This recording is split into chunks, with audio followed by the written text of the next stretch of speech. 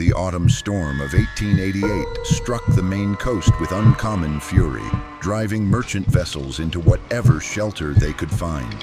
From the granite cliffs above Shallow Bay, the schooner Mercy's Dawn could be seen struggling against mountainous swells, her masts bent like desperate arms reaching toward the single lighthouse beam that promised salvation. What the crew could not see were the figures moving along the rocky shore below.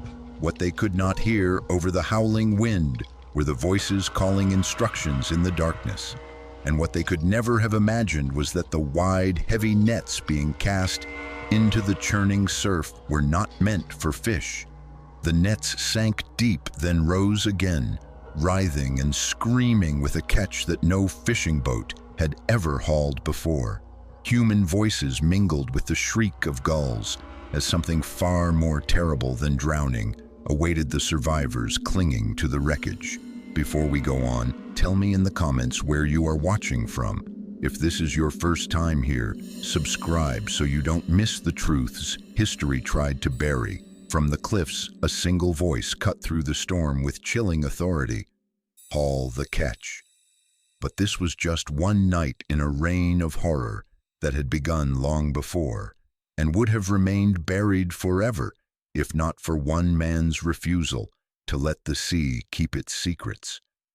Shallow Bay earned its name from the treacherous shoals that lurked just beneath the surface, invisible to passing ships until it was far too late. This deep-cut fjord along the Maine coast formed a near-perfect trap, its granite walls rising like cathedral spires on either side of a narrow entrance that funneled vessels directly onto razor-sharp ledges of stone. The bay had once thrived as the heart of Maine's granite quarry industry, with the town of Port Isley serving as a bustling hub for merchant traffic. But by the 1880s, the quarries had played out, their profits exhausted along with the veins of stone. The steamships and schooners that had once crowded the harbor now sailed past without stopping, leaving the bay to the elements and to the handful of families stubborn enough to remain. At the deepest point of the fjord, where the water turned black and still, stood the Vane family wharf.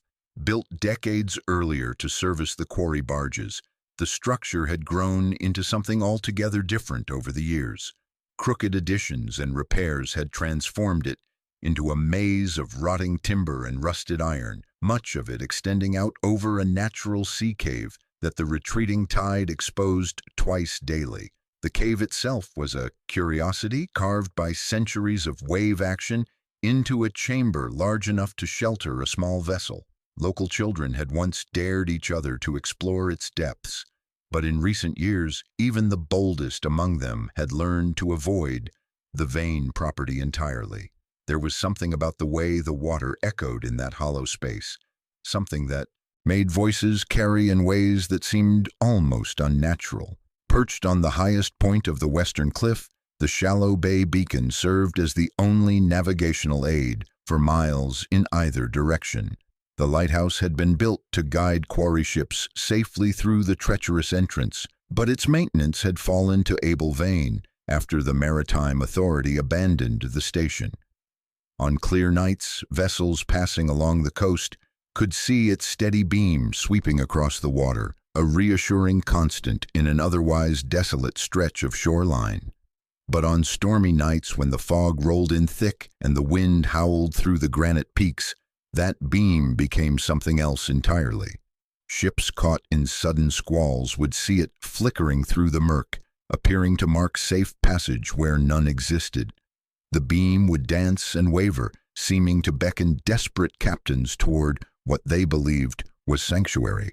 This forgotten place belonged to a forgotten family, and for a long time, no one asked what they did to survive in a bay where the fish had long since moved to richer waters. Abel Vane was a man built like the granite cliffs that surrounded his home, broad-shouldered and weathered, with hands that seemed carved from the same stone. But his eyes told a different story entirely. They held the vacant, distant quality of someone looking through the world rather than at it, as if his mind perpetually wandered somewhere beyond the reach of ordinary conversation. Those who remembered the Vane family from better times spoke of how the isolation had changed them. Once they had been among the founding families of the Bay, their name carved into the cornerstone of the old quarry office. But decades of intermarriage within their dwindling bloodline had left its mark in ways that made the townspeople of Port Islay speak in hushed, pitying tones. Morwen Vane, Abel's sister and wife, was rarely seen beyond the boundaries of their ramshackle homestead. When she did venture into town for supplies, she moved with the careful, measured steps of someone who had learned to navigate the world as if it were made of thin ice. Her needlework was locally famous, though for unsettling reasons. She embroidered ships with obsessive detail, but always the same scene. Vessels dashed against jagged rocks, their masts broken like the bones of dying birds. The three Vane sons, Caleb, Silas, and Jude, possessed their father's imposing physical presence, but shared his troubling mental absence.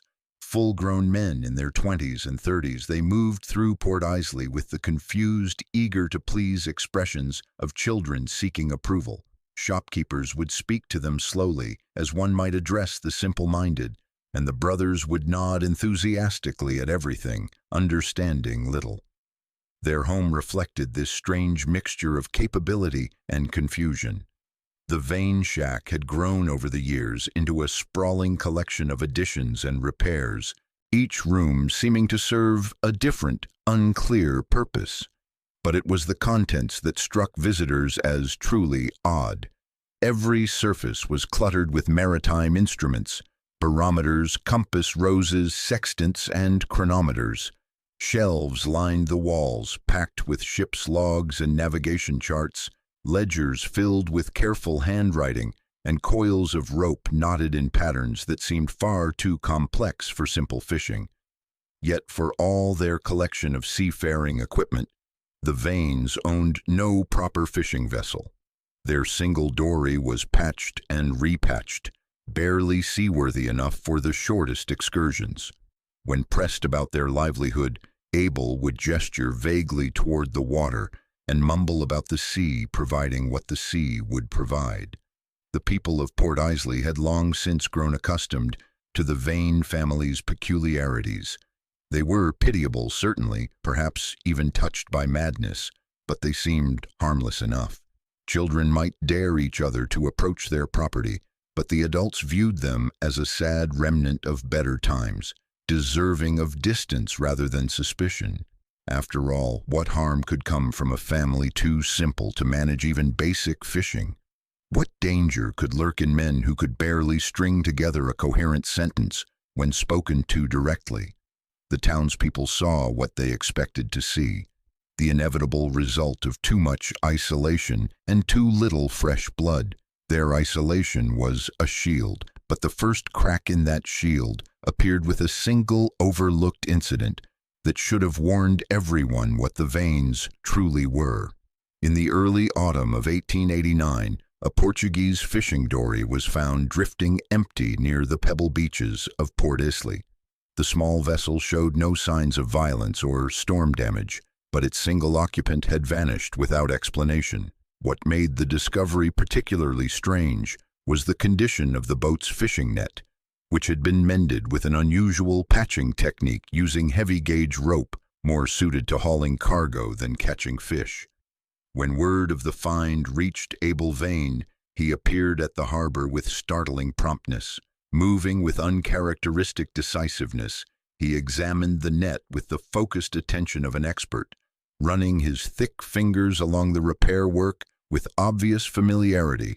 To the surprise of the gathered townspeople, he calmly identified the dory and its contents as his own property.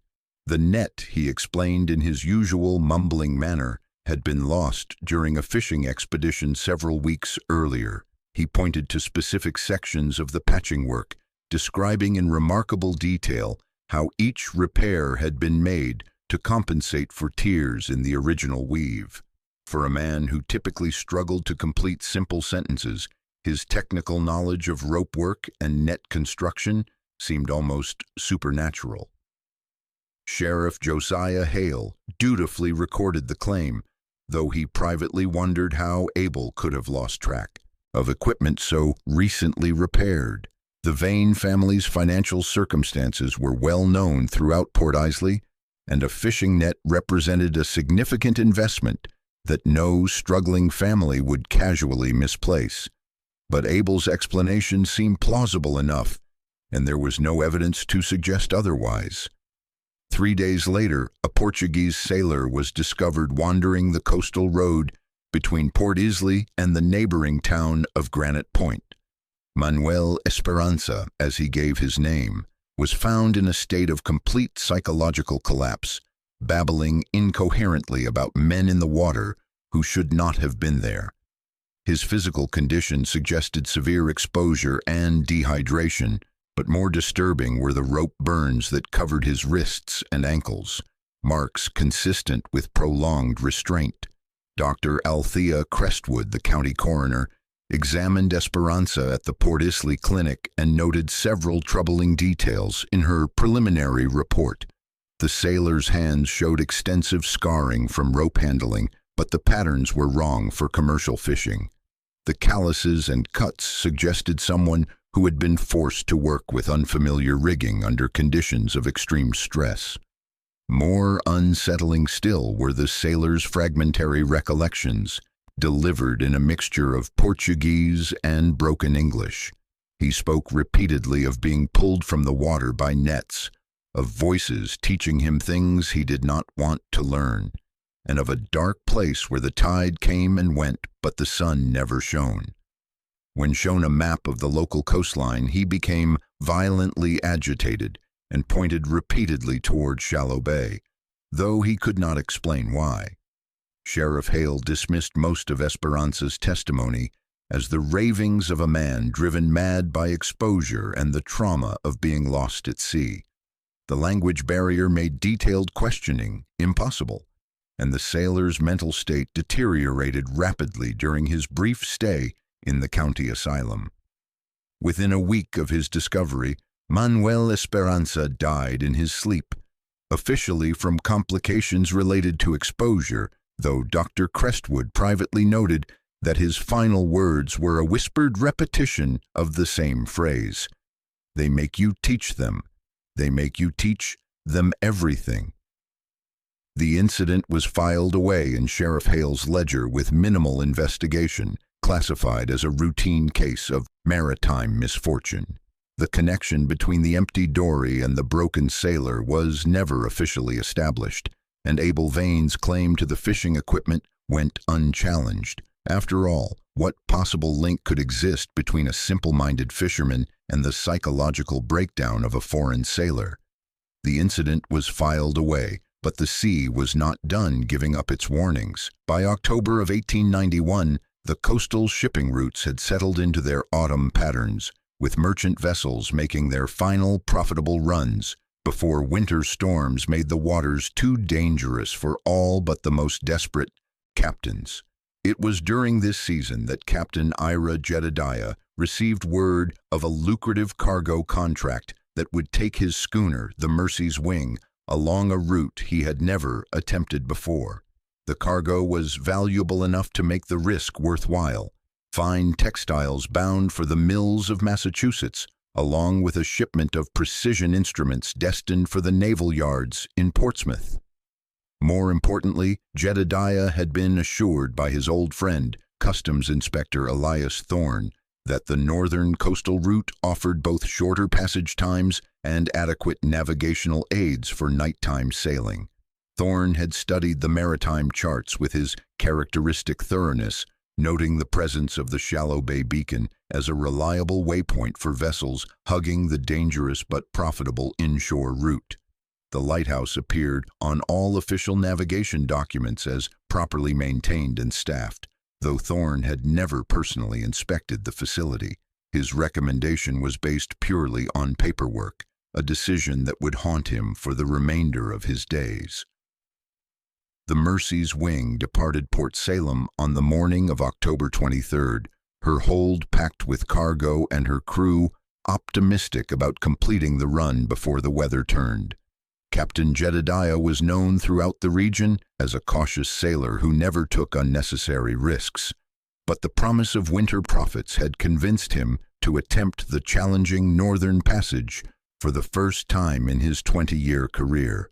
The weather initially favored their journey, with steady winds and clear skies, allowing the schooner to make excellent time along the rocky coastline. Jedediah noted in his log that they were running nearly 6 hours ahead of schedule, a pace that would allow them to reach Portsmouth well before the predicted storm front arrived from the northwest. But weather predictions in 1891 were imprecise at best, and the storm that struck the Maine coast that evening arrived with devastating suddenness. What began as a gentle increase in wind speed became a howling gale within the space of an hour, transforming calm seas into mountainous swells that threatened to overwhelm any vessel caught in open water. The Mersey's wing found herself fighting for survival just as night fell, her crew struggling to reduce sail and maintain steerage in conditions that seemed to worsen with each passing minute. Through the driving rain and spray, Captain Jedediah caught sight of a lighthouse beam sweeping across the churning waters ahead, exactly where his charts indicated the Shallow Bay beacon should be located. What he could not see through the storm was the figure standing in the lighthouse chamber, carefully adjusting the beam's rotation to create the illusion of safe harbor where none existed. What he could not hear over the howling wind were the voices calling instructions from the rocky shore below, coordinating the final movements of a trap that had been perfected through years of deadly practice. The storm was the opportunity. The lighthouse beam was the invitation to a feast. What happened next in Shallow Bay followed a pattern that had been refined through years of horrific practice. As Captain Jedediah steered toward what he believed was sanctuary, Abel Vane stood in the lighthouse chamber, methodically extinguishing and rekindling the beacon in a sequence designed to lure ships onto the razor-sharp ledges that lurked just beneath the surface. The technique required precise timing and intimate knowledge of the local currents. During storms, desperate captains would follow any light that promised safety, trusting their lives to navigational aids they assumed were operated by fellow mariners. What they could not know was that the beam guiding them through the darkness was being manipulated by someone who understood exactly how ships behaved in distress. When the Mersey's wing struck the hidden shoals, the sound of splintering timber echoed across the bay like the breaking of giant bones. The impact drove the vessel's keel deep into a crevice between two granite ledges, trapping her in position while the storm surge pounded her hull to pieces. Within minutes, the proud schooner had been transformed into scattered wreckage, and struggling survivors clinging to whatever debris they could find. This was the moment the Vane family had been waiting for. From their positions along the rocky shore, they launched a fleet of small dories that had been specially modified for their grisly purpose. The boats were equipped with oversized nets woven from the heaviest rope available, weighted along the edges to sink quickly and designed to tangle rather than contain. The three Vane sons rowed with mechanical precision through the churning waters, their powerful arms driving the small vessels directly toward the areas where survivors were most concentrated. What followed was not a rescue but a harvest, as the wide-mouthed nets were cast over groups of struggling sailors like a fisherman taking schools of trapped fish. The nets were designed to entangle rather than simply capture. Once caught in the heavy webbing, a man would find that every movement only tightened the bonds around his limbs. The weighted edges would drag him down beneath the surface, while the mesh prevented him from swimming effectively toward shore. Panic and exhaustion would complete what the rope had begun. But drowning was not the Vanes' intention. As the nets were hauled back toward the dories, any survivor who had stopped struggling was cut free and allowed to sink into the depths. Only those who remained conscious and capable of movement were dragged aboard the small vessels, bound with additional rope and transported back to the Vane wharf. The entire operation took less than 2 hours from the moment of impact to the final return of the laden dories. By dawn, no trace remained of the Mercy's wing save for scattered pieces of timber that the tide would eventually carry away to distant shores. The official record would show only that a merchant vessel had been lost with all hands during a severe autumn storm. Before we continue deeper into this nightmare, hit that subscribe button if you haven't already, because what we're about to uncover gets far more disturbing than simple murder. What the rescued sailors discovered upon reaching the Vane wharf was that their ordeal had only just begun. Instead of being taken to the family's ramshackle home, they were dragged through a concealed entrance that led down beneath the wooden structure into the flooded cavern that served as the foundation for the entire operation. This natural chamber had been modified over years to serve a purpose that no rescue manual could have anticipated. Iron rings had been driven deep into the stone walls, positioned at heights that corresponded with the rise and fall of the tide. Wooden benches had been constructed at intervals around the cavern's perimeter, creating an amphitheater of sorts that faced toward the center of the space. This system ran like clockwork horror, but it relied on a secret that could not be kept forever. The first crack in the Vane's carefully maintained facade came from Malcolm Netmouth Malachi, the aging rope maker whose workshop supplied fishing gear to coastal communities from Bar Harbor to Portland. Malachi had earned his nickname through decades of idle gossip, his tongue loosened by cheap whiskey and his memory sharpened by obsessive attention to his craft. For nearly 3 years, Abel Vane had been purchasing rope and netting materials with disturbing regularity, always paying in cash and requesting modifications that made no sense for ordinary fishing. The specifications were more suited to cargo handling or ship rigging than catching fish. The repairs told an even more troubling story. Vane nets consistently showed damage patterns that defied explanation. Instead of clean tiers from rocks or sharp fish, these nets bore evidence of prolonged struggle. The mesh was stretched and twisted as if something much larger and more powerful than any fish had fought against the webbing. Most disturbing were the stains permanently embedded in certain rope sections. Despite Abel's claims of normal fishing activities, Malachi recognized the rusty brown marks for what they were. Blood left distinctive traces on hemp and cotton that no amount of saltwater washing could eliminate. But physical evidence was not what finally drove Malachi to seek out Customs Inspector Elias Thorne. It was the sounds that drifted across the water from Shallow Bay during stormy nights, growing more frequent and disturbing each month. Malachi's workshop sat on a high bluff overlooking coastal waters. On clear nights, he could see the Shallow Bay beacon, and he had begun noticing disturbing patterns in its behavior. During severe weather, when lighthouse keepers should maintain steady illumination, the Vane beacon would flicker and dance in ways that seemed deliberate. More unsettling were the voices that carried on storm winds. What began as distant shouts became something far more sinister when heard repeatedly over hours. The sounds were not organized rescue commands, but rather the systematic cadence of instruction, as if someone were conducting lessons in the middle of storms. One violent November gale brought sounds Malachi would never forget.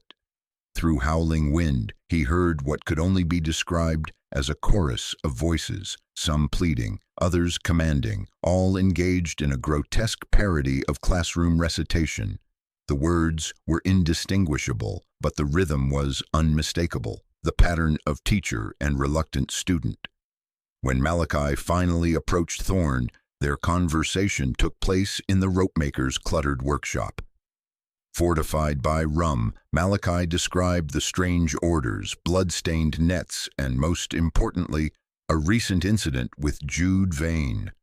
The youngest brother had brought a torn net for repair and waited while Malachi worked. During conversation, Jude absent-mindedly picked up spare rope and began tying an intricate pattern that Malachi recognized as a specialized sailing knot for securing heavy cargo during rough weather.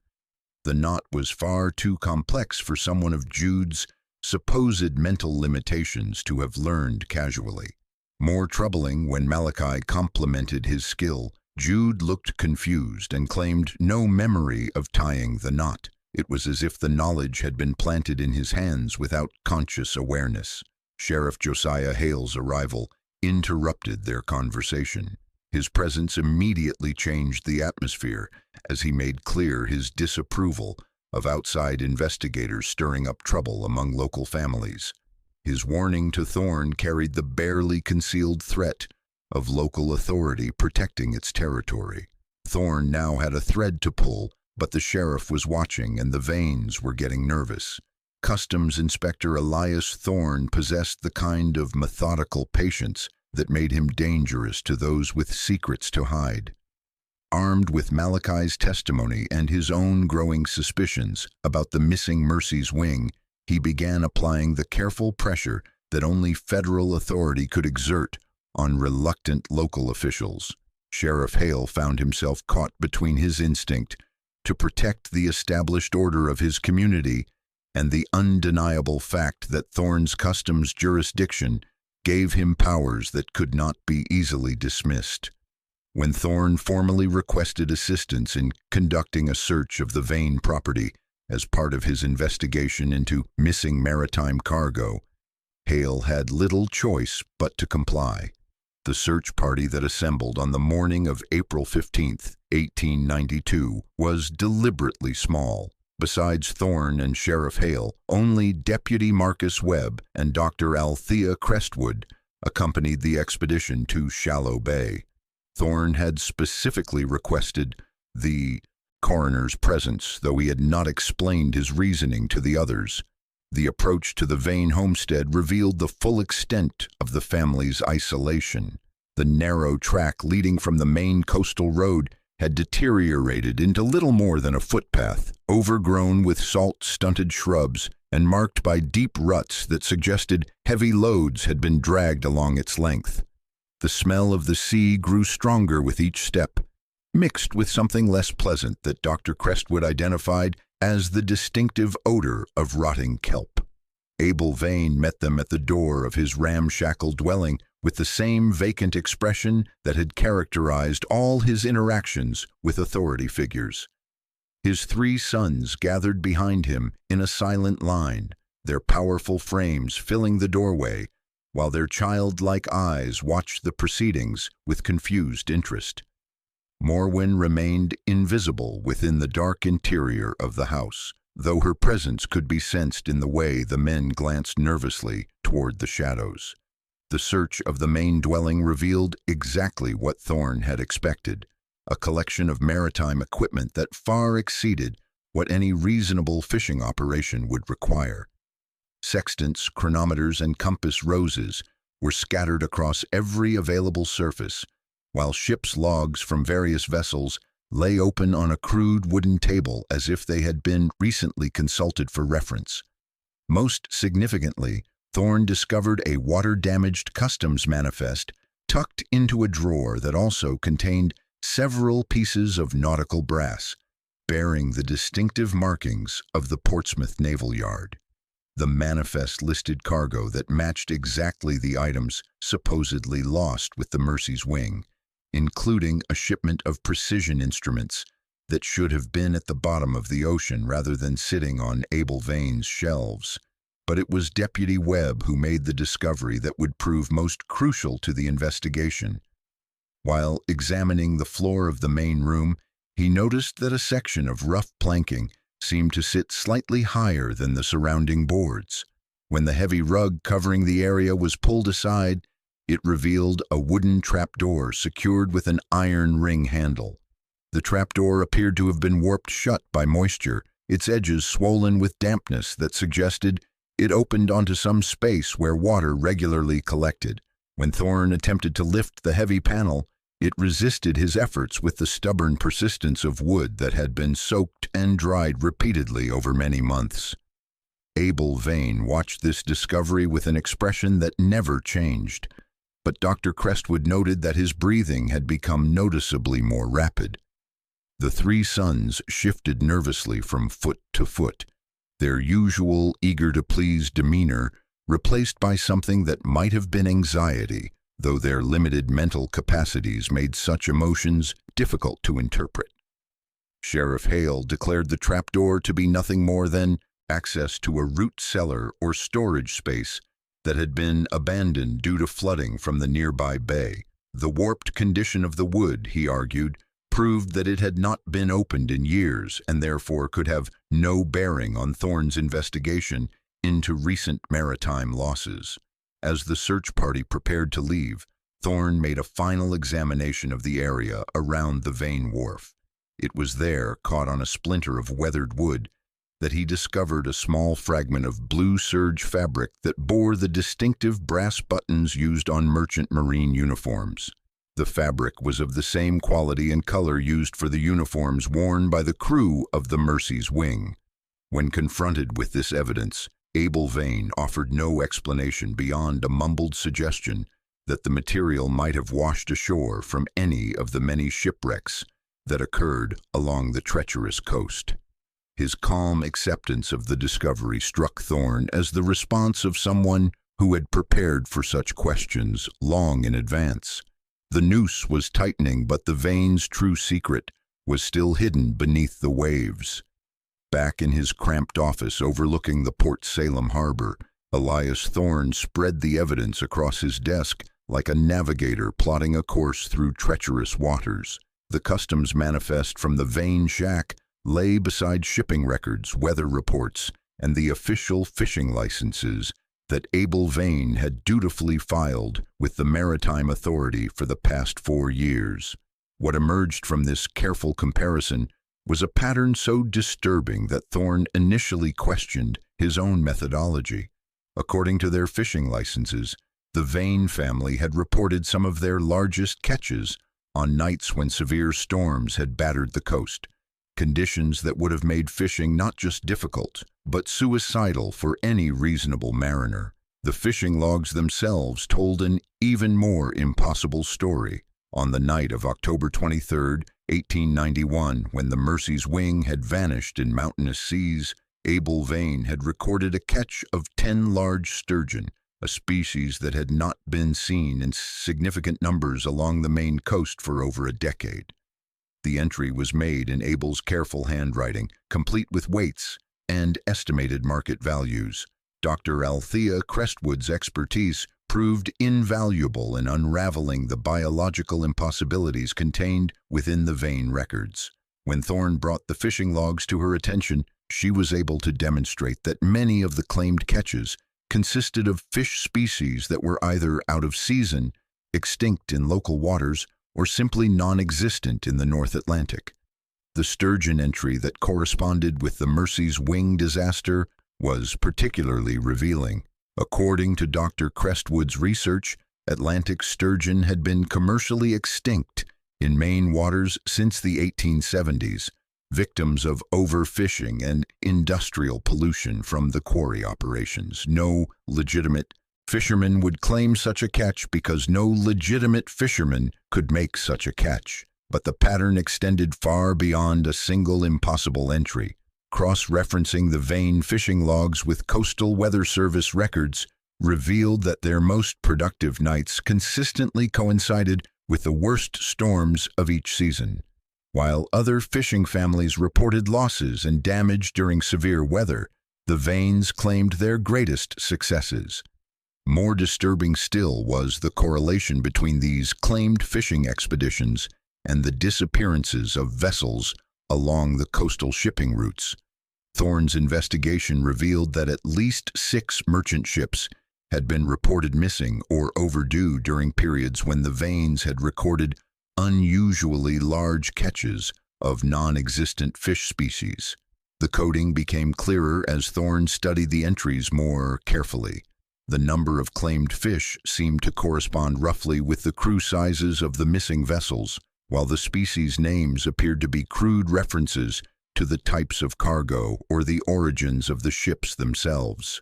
A catch of 12 cod, recorded during a November storm, matched exactly with the crew manifest of a lumber schooner that had vanished without trace on the same night.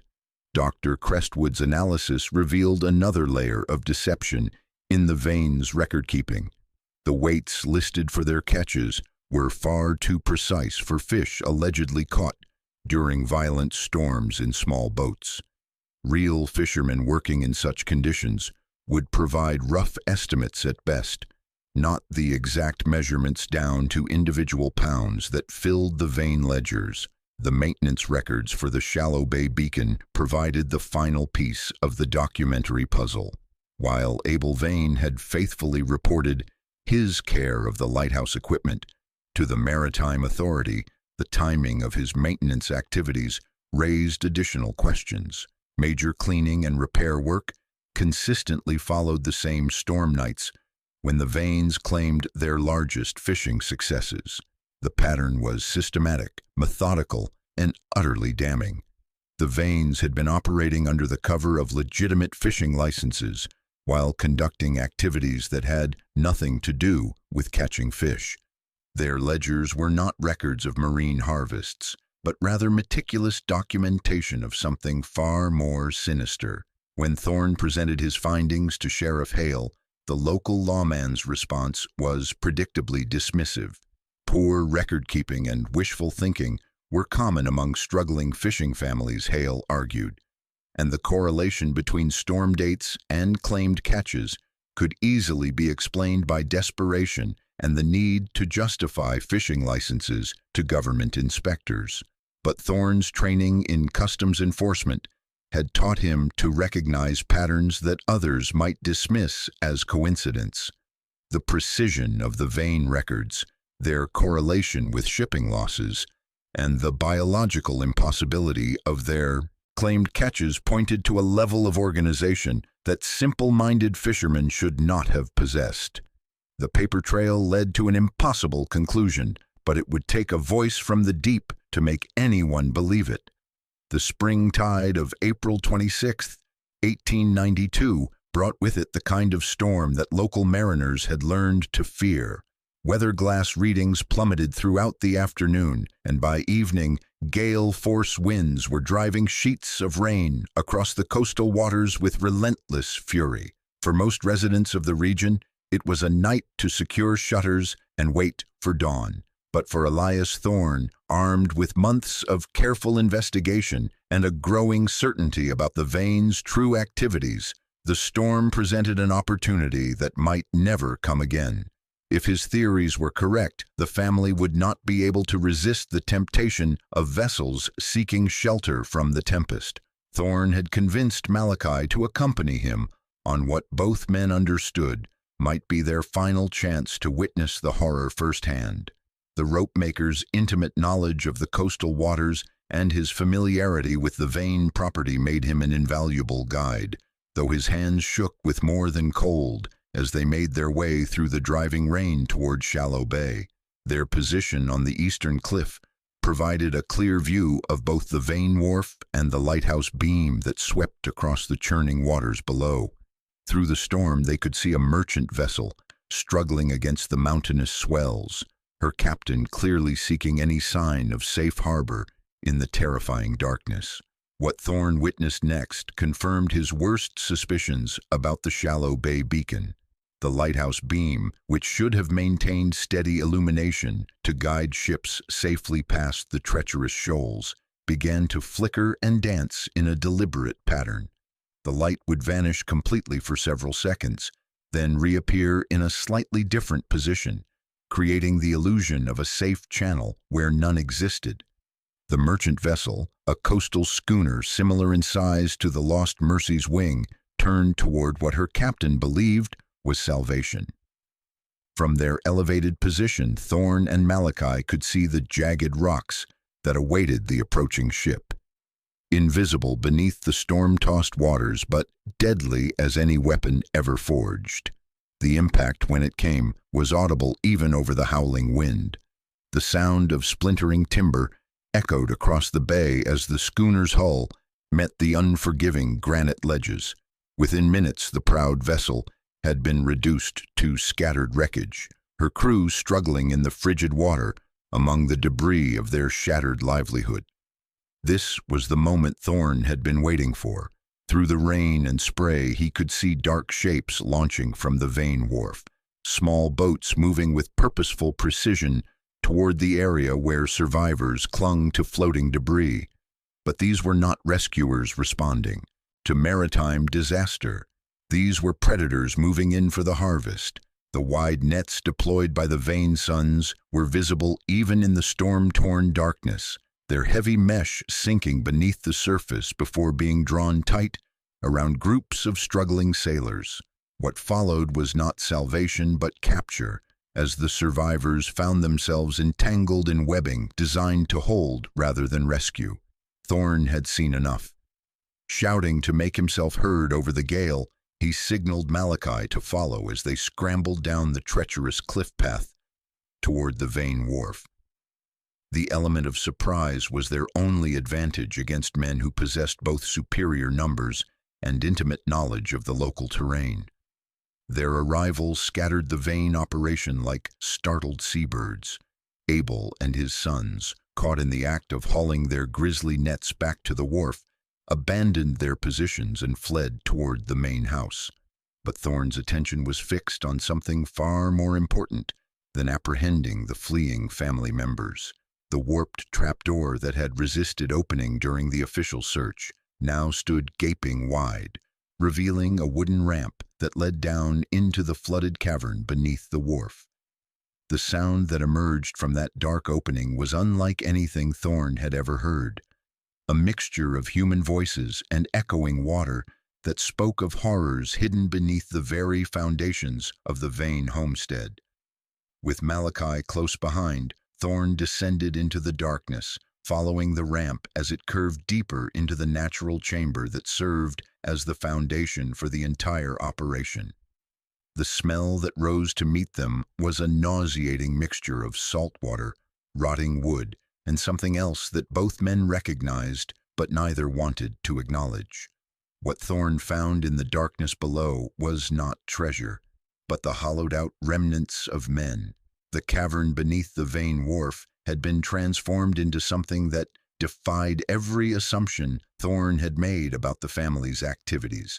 This was not the crude slaughterhouse he had expected, nor the simple storage area for stolen cargo that his investigations had suggested. Instead, the flooded chamber had been methodically converted into what could only be described as a grotesque classroom. Wooden benches lined the cavern walls at carefully measured intervals, positioned to remain above water even during the highest tides. Iron rings had been driven deep into the stone at heights that corresponded with a man's wrists when seated, creating restraint points that left the captives immobilized but alive. The entire space was arranged to face toward the center of the chamber, where a collection of nautical charts and instruments had been mounted on a makeshift lectern. But it was the occupants of those benches that revealed the true horror of the Vane operation. Nearly a dozen men sat chained in the flickering lamplight, their bodies showing the unmistakable signs of prolonged captivity and systematic mistreatment. These were not corpses awaiting disposal, but living prisoners whose minds bore evidence of something far worse than physical torture. The survivors from the night's shipwreck had already been secured to the available benches, their wet clothing and fresh injuries marking them as the newest additions to this underwater academy of horrors. But the other captives, those who had been held longer, displayed a different kind of damage entirely. Their eyes held the vacant stare of men whose spirits had been systematically broken, not through violence, but through the relentless extraction of everything they had once known about seamanship, navigation, and the maritime trades that had once defined their lives. They sat in absolute silence, their hands bearing the calluses and rope burns that Malachi had described, but their faces showing the hollow expression of students who had been forced to teach until they had nothing left to give. In the center of the chamber, Abel Vane stood with his 3 sons, arranged in a semicircle around him. But the dynamic between father and sons was not what Thorne had expected.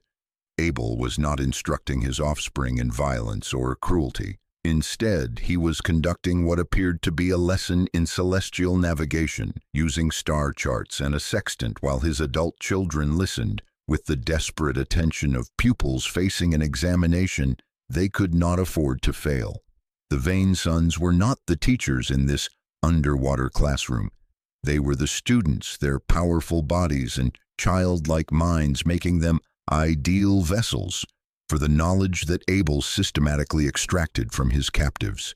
Each prisoner was forced to share his expertise in seamanship, navigation, weather prediction, and cargo handling, skills that the isolated Vane family lacked but desperately needed to escape their dying bay.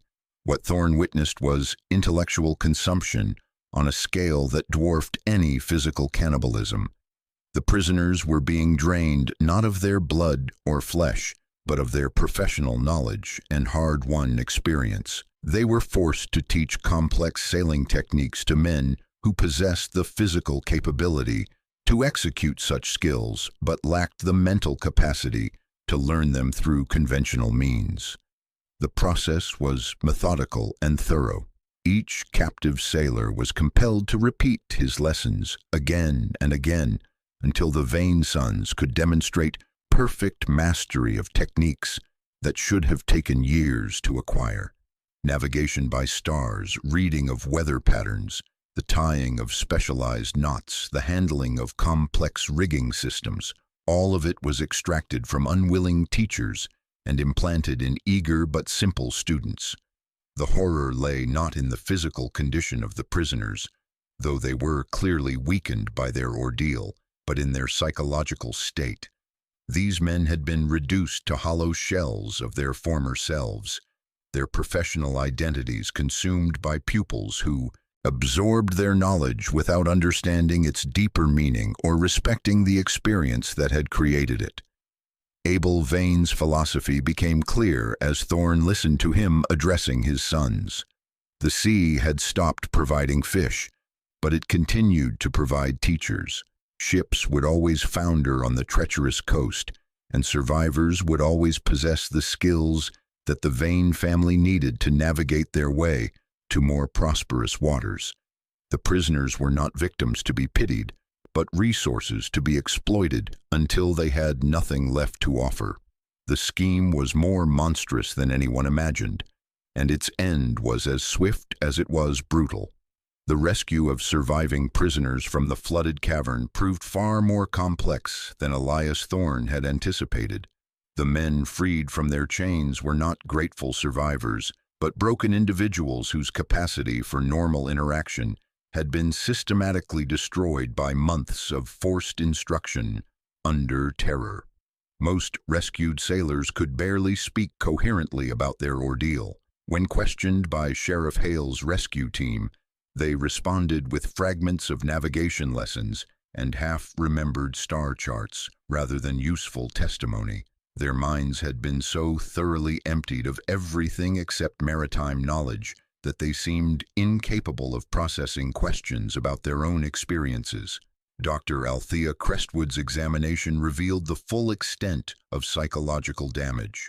While their bodies showed malnutrition and prolonged restraint, the real injury was to their mental faculties. They had been reduced to living repositories of technical knowledge, their personalities consumed in the process of forced teaching. The Vane family's fate remained a mystery never satisfactorily resolved.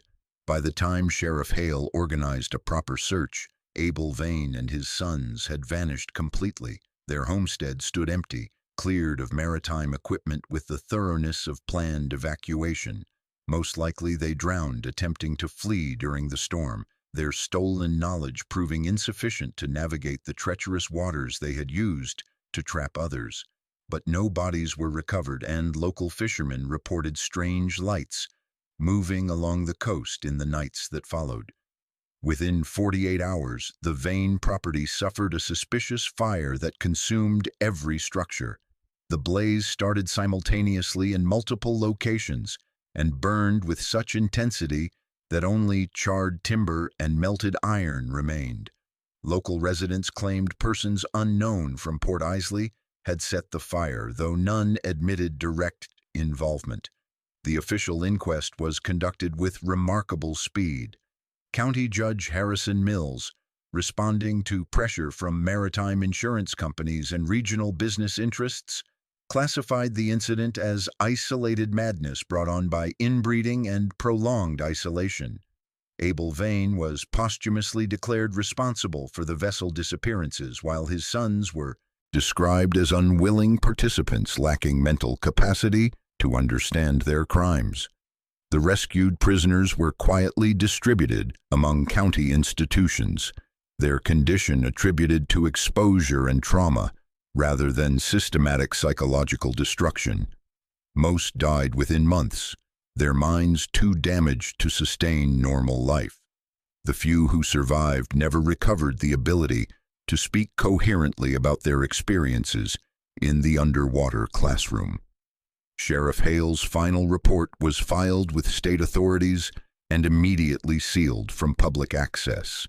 The official justification cited the need to protect the maritime industry's reputation and prevent coastal panic.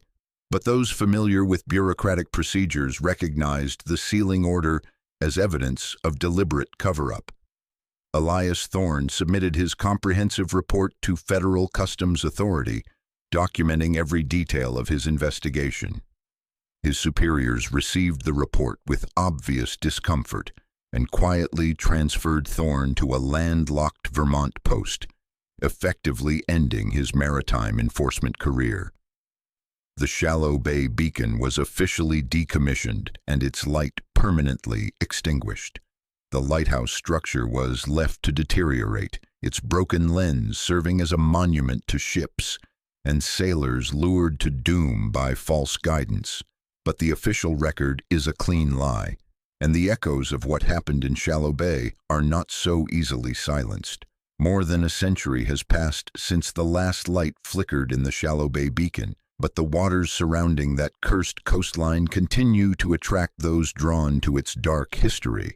Modern explorers, armed with sophisticated diving equipment, have made repeated attempts to survey the ruins of the Vane operation and document what remains of their underwater classroom. The results have been both fascinating and disturbing. Sonar mapping reveals that the natural cavern beneath the former wharf site has been largely cleared by decades of tidal action, its contents scattered across the rocky seafloor. But divers have recovered fragments of iron rings and rotted timber that seem to confirm the basic elements of official reports. More unsettling are the personal artifacts that continue washing ashore near Shallow Bay during severe storms.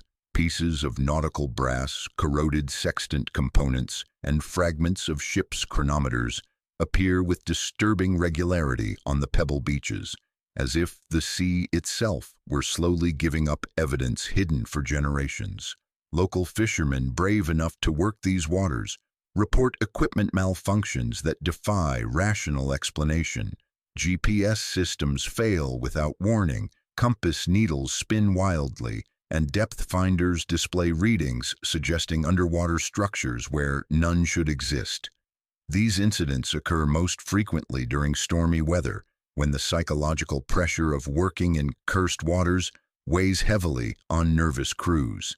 But it is reports from passing vessels that prove most disturbing to maritime authorities. In 2018, the captain of a recreational sailing yacht contacted the Coast Guard to report impossible navigational conditions near Shallow Bay. His vessel's instruments malfunctioned as he attempted to pass the area during a moderate storm.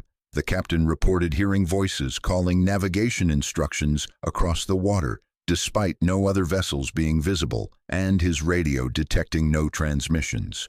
Most disturbing, he claimed to see a faint light flickering from the direction of the long-abandoned lighthouse, though subsequent Coast Guard investigation found the structure remained as dark and empty as it had been for over a century. Photography enthusiasts and paranormal investigators regularly visit the former Vane homestead site, though their efforts to document supernatural activity produce mixed results. Some claim to capture images of ghostly lights moving across water during stormy nights, while others report electronic equipment failures preventing them from recording anything. The lighthouse ruins have become something of a pilgrimage site for those interested in maritime mysteries. The structure remains accessible by hiking trail, though the climb is treacherous and Maine coast weather makes the journey dangerous for all but experienced outdoor enthusiasts.